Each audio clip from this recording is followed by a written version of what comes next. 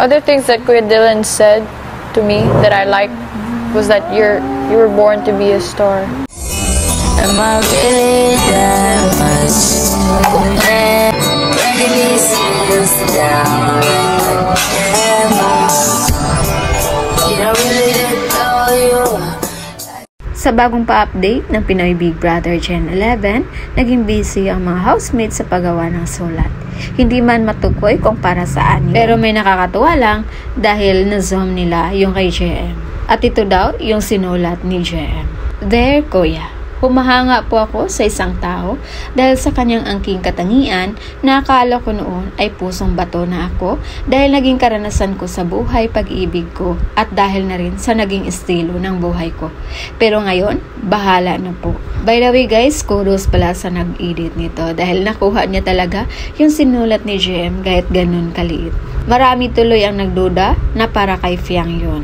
Dahil kahit sino naman, hahanga talaga sa ganda ni Fiang. Lalo pa ngayon na alam niyang wala nang manliligaw si Fiang, kaya nasabi niyang bahala na po. At ito naman yung iba pang nasulat ni JM.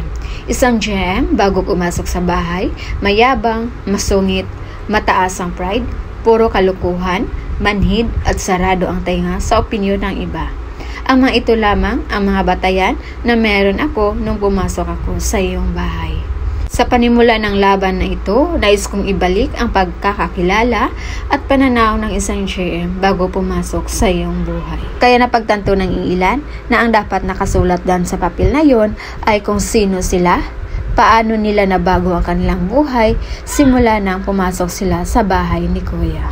Well, obviously, totoo naman na marami ang nabago sa buhay ng mga housemates simula nang pumasok sila sa bahay ni Kuya.